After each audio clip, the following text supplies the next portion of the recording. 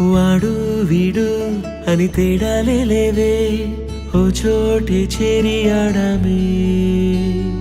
అమ్మా నాన్నల్ని ఎంతో విసిగించి మాటే వినదంట వయసే. ఇప్పుడే గుర్తొస్తే అన్నీ వదిలేసి మా గుండె తిరిగేదా చోటే. అరెరే బాల్యం రమ్మన్నారాదే, గుర్తుకొస్తే కంట చెమ్మ పెట్టిస్తుంటుందే. స్నేహాలే